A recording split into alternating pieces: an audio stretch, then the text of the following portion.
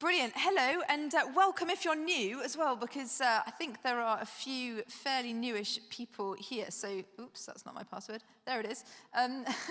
So it's lovely to see you all. And I won't make a comment about the empty rows at the front. It always makes me laugh, but there we go.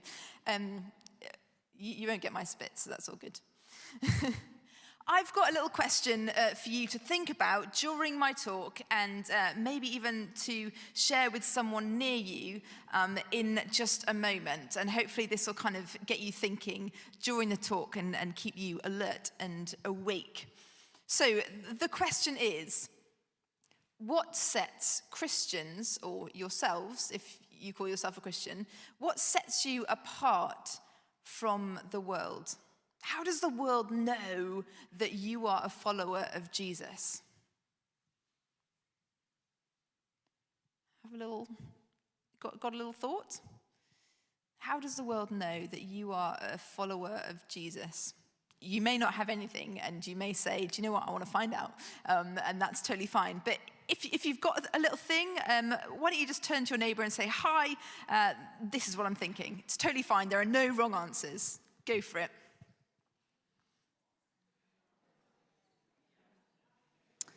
All right, I forgot to count, but that's probably about right.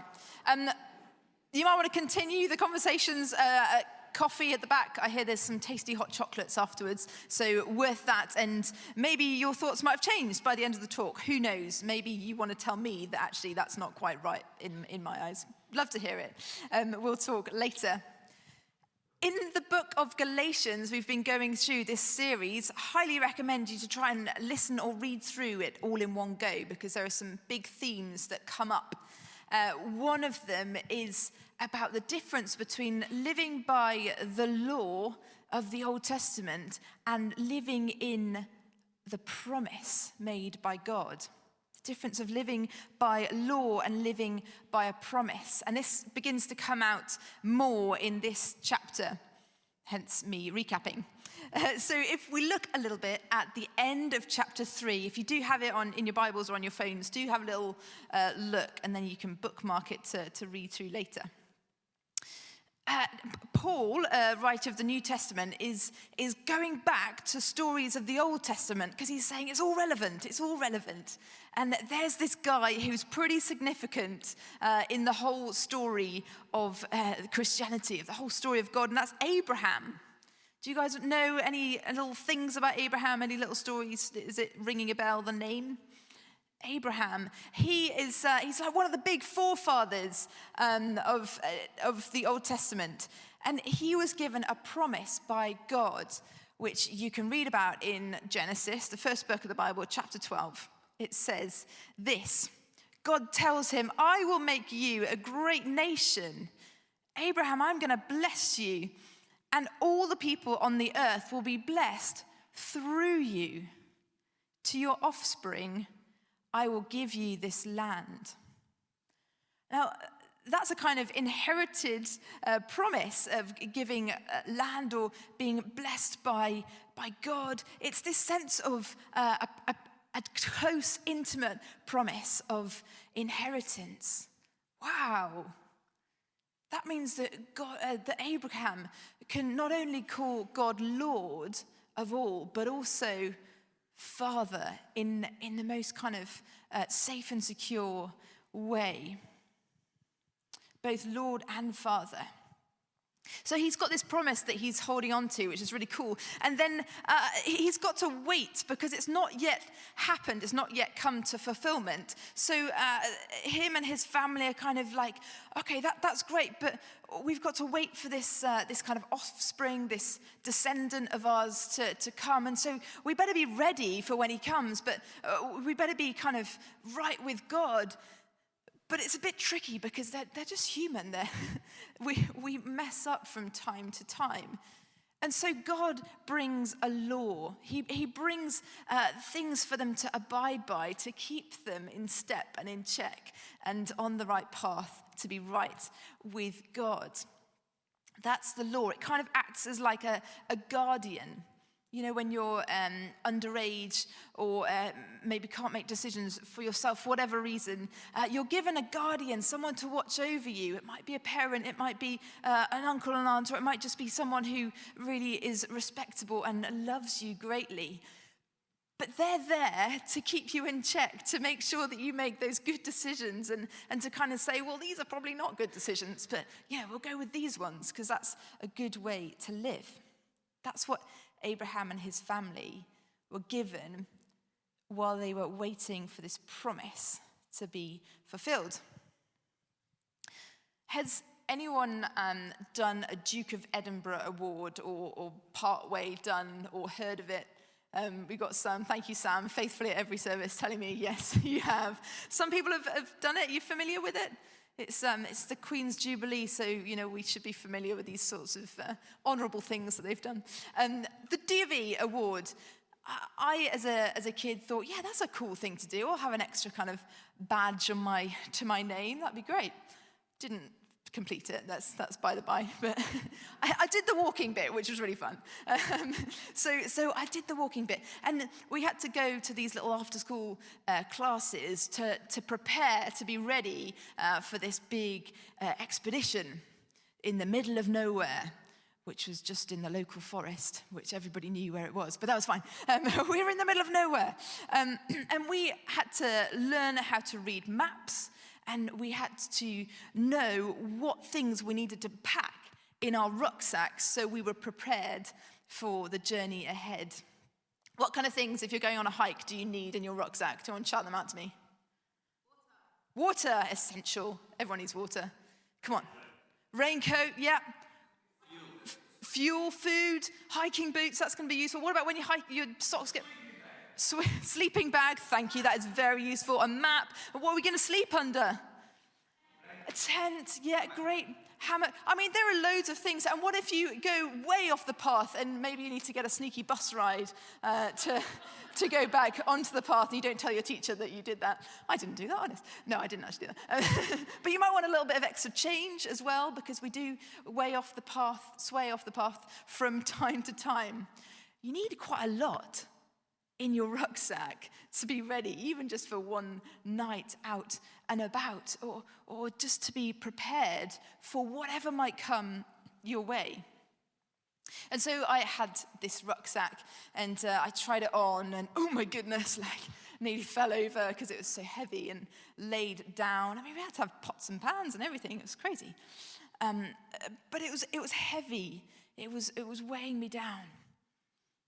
And this is, in some ways, a bit like that guardian, though, is not necessarily to weigh us down, but the intention is for it to be all that we need along the journey until we reach that destination, the thing that we find on the map when we know how to read the map, the thing that we say, that is the promise of where I'm going. That's the secure destination that I want to be. But I need this stuff to help me along the journey. And so if you've done a hike before, I don't know what you feel like when you're at the end of it, when you know that the destination is so close. But I was tired, my shoulders were aching, my hips from the strap thing, and my feet, nobody wanted to smell. I was hungry, all my rations had been used up. And we saw the minibus ahead of us, the one that is going to take those rucksacks and put us in the minibus, the thing that is going to take us to our homes where we belong. I was so relieved when I saw that minibus. Finally, I don't have to hang out with these people that are driving me crazy. Well, a little bit. But I was able to go home to a place where I knew that there was going to be food, that I knew that I belonged, that the people there knew me, that I could have a hot bath, I could have a comfy bed. That's a sense of what home is. I don't know, you might have had a different experience of home, which may not be quite as cushy, if you like. But there's that sense, the word home has a sense of belonging, of you know you can always go back there, and it's safe and it's secure. That's that destination on the map. And that is like, the destination is like the promise. God has said, I'm going to give you this thing in the future, and I'm going to set it out so you know that it's coming. It's a sure and certain promise, and there's a journey to get there. So you've got this kind of guardianship journey, and then this home, this belonging, this adoption, if you like, which it talks about at that beginning of chapter 4. The difference between guardianship and adoption, it says guardianship is temporary, but adoption is permanent. Adoption is permanent. You belong. You belong.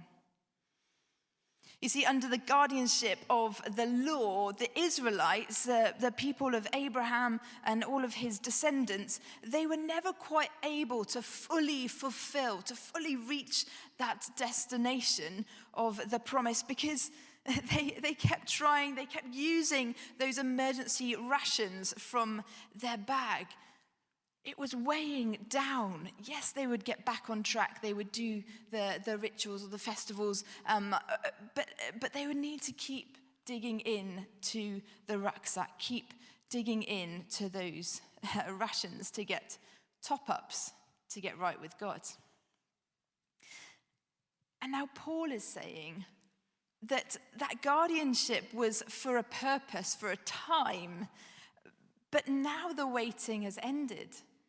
We're in a time where that waiting of the promise has ended. How is it? Well, it's the school textbook answer. It's Jesus. But what's the technicalities of it? Jesus was the descendant of Abraham, one of the big forefathers. Jesus came down in that line. He was the one that they were waiting for, that they had been told about, but also he was the Son of God. So he was fully man, and he was from that line so that he could go through the path that the Israelites had to go through that journey to be that completely pure, faithful Israelite that God was really trying to call out. But he was also God. He could do it perfectly. It's like whatever your reference is of someone who knows the wild very well. Bear Grylls is my reference. It's like Bear Grylls doesn't need a rucksack. He doesn't need something to weigh on his shoulders, because he knows in his head and his heart what the lay of the land is, or at least the program set it up that way to make you think that that's the case. But he, if you like, if you go with me on the analogy, Bear Grylls knows it full well. He knows how to navigate the world around him, to be making use of the resource, so he doesn't have to carry that weight on his shoulders. The knowledge is within. So now that we're living in a time after Jesus, we are those people like in Galatia, like the Galatians, who we're not from that line of the descendants of Abraham. We're not Israelites, but we're given a permanent promise, a permanent sense of home. We are given an adoption, which is permanent. It's an adoption and it's an inheritance into God's family. Through Jesus, he's made the way so that we all can call ourselves sons and daughters of God, the creator of the universe. They needed that guardian for a time while they were waiting for Jesus. But we live in a time where we know Jesus and we can have access to him because he's gone before us. He's made the way. He's done the Bear Grylls programs to say, look, this is how you do it.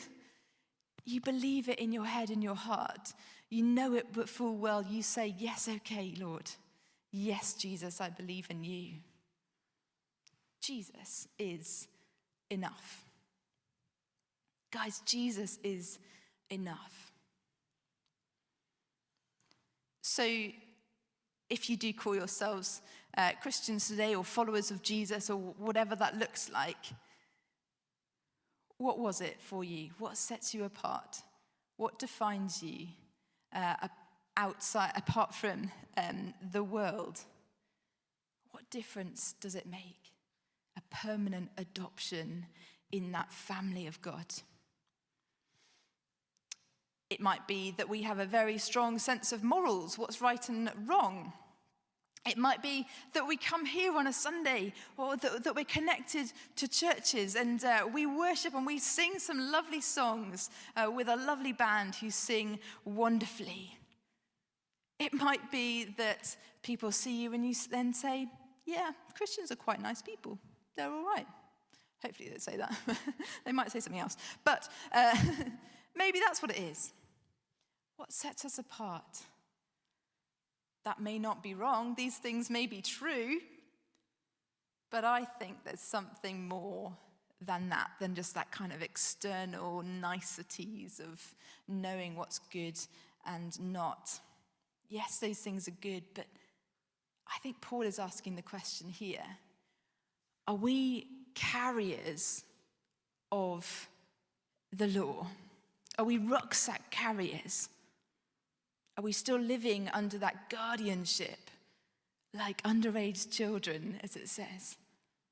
Or are we carried by our identity in Christ? Are we rucksack carriers needing the law or needing the kind of religious things to do? Or are we carried by our identity in Christ? Do we know where we come from and who we belong to? The Galatians, in this bit of the Bible, as Paul is writing, Paul has gone forth and told them about Jesus, revealed Jesus to them, and they've said, yes, great, I want to receive that. I want to receive Jesus. And then Paul has gone away. And these other Christians who are also Jews, they're these kind of zealots, really on fire for the Jewish Christian way. They're coming in and saying, yes, Jesus, I'm going to preach that too. And I'm going to preach something else as well. I'm going to add on to that. Yes, Jesus, and you got to do all of these things. Yes, Jesus, and guys, you got to get circumcised. Yes, Jesus, and well, if you sway away, you got to do all these XYZ things. That's not Jesus is enough. Jesus is enough, Paul is trying to say. Jesus is enough. In your head and your heart is all you need. And then we've got this story that is also referring to Abraham's story. It's always great to know some of those really Old Testament stories because it really sets up what the New Testament is about. Abraham had two sons, one of a slave woman and one of a free woman. Now, the language of this, understandably, is quite jarring. So before we go into that kind of language, Paul is trying to address something a bit more theoretical here. He's using that story of Hagar and Sarah as an illustration to say that there are two different ways to live. There are two different ways to live. It's living in under the law is like living in slavery, bound to something that's restricting you to do and be. Or there's living under the freedom of where you come from, your identity in who you are. That family line, that secure inheritance. If you've got family or people that you consider to be family, you can't deny that they are part of you, right? They will always be part of you. And what Paul is trying to say is look, that can be a good thing. This family line that you are part of is good and pure and perfect We might have broken families in our world today, but this family line is as good as it gets, a secure and perfect hope. Who do you consider to be your family? Do you have a kind of likeness about them? Do you have sayings that you know that shows that I belong to them? Maybe some of your friends will say, you definitely are part of that family because you're so similar. You've got all the same little habits. I don't know, what is it? Do you have a family likeness? It might not even be a blood family. It might be someone that you spend a lot of time with, that you begin to kind of adopt the same sort of thoughts or habits about it. When I was getting to know John, I was thinking, there's some sort of fun bits of your characteristic, and there are some other bits that I just don't quite understand, and it's a bit jarring.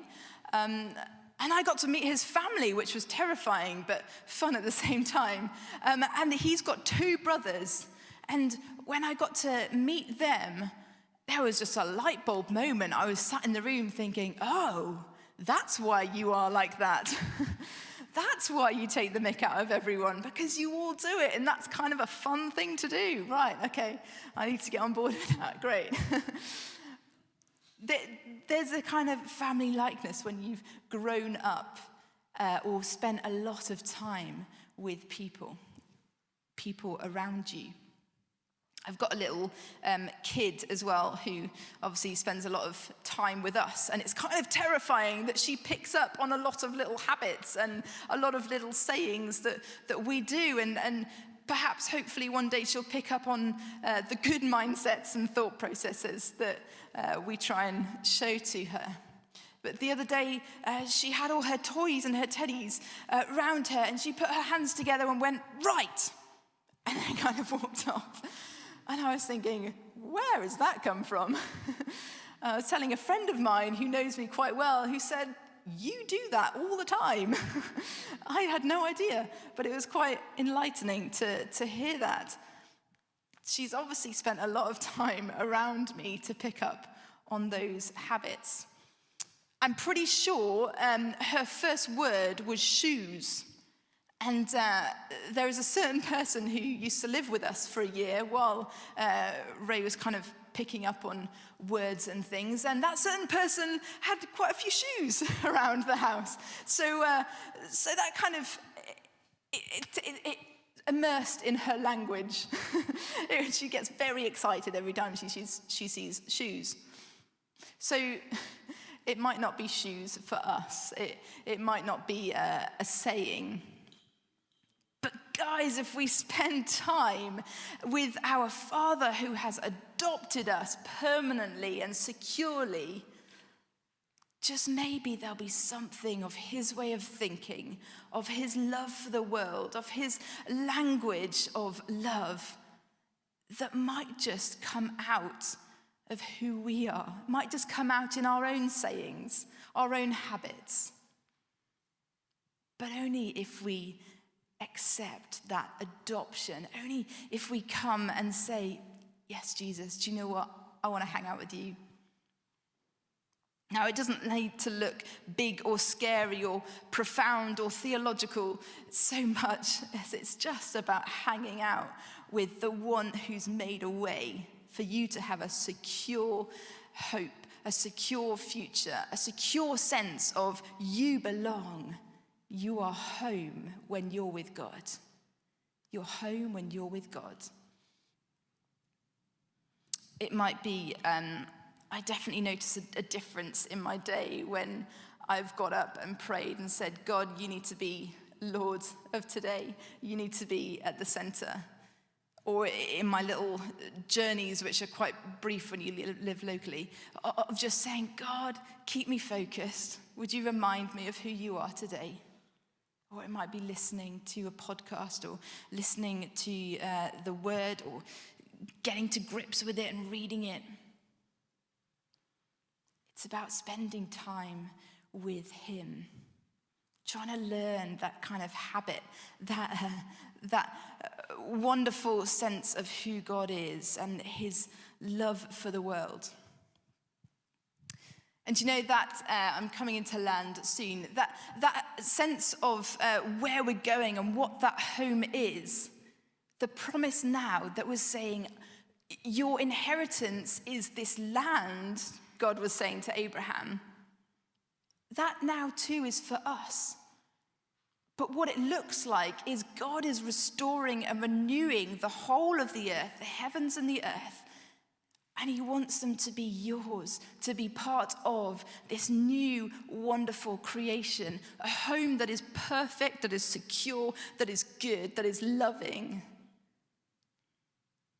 That is the place that we know now when we know where we belong, but we also know we're going to. So we stand in it and we journey with it. We don't need the heavy rucksack because Jesus is enough. Jesus is enough. Let me pray.